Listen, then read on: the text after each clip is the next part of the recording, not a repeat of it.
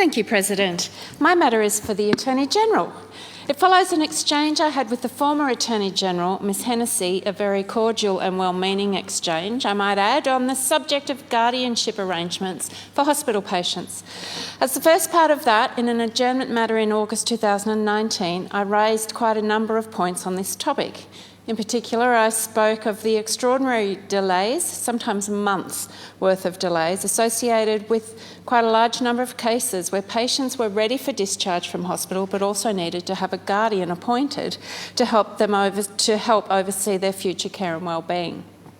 These delays also then have many compounding effects, including creating many logistical and financial pressures for the hospital, considerable frustration and despair for the patient, and adverse ramifications for incoming patients also requiring a hospital bed.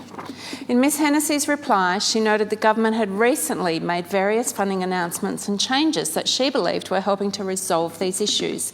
These included new funding to the Office of Public Advocate, the passage of the Guardianship and Administration Act, and the introduction of VCAT's Guardianship Hub. Unfortunately, however, I now need to raise some similar issues again and request the new Attorney-General's advice and assistance on them.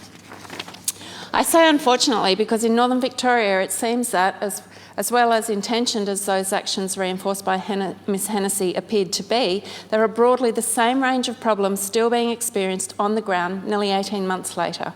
It has repeatedly been brought to my attention recently, especially by one major hospital, that there has really been no change to these long-standing difficulties. Now, it may be that the Victorian medical system has been so impacted by the advent of COVID over the past year that this has adversely affected the progress of potential improvements to guardianship arrangements. I would have thought, however, that if anything, expediting the departures from hospital of this class of patients might have become an even more urgent concern, especially in the early COVID months when the talk was of a preoccupation with flattening the curve and overwhelmingly prioritising the use of hospital beds for COVID patients.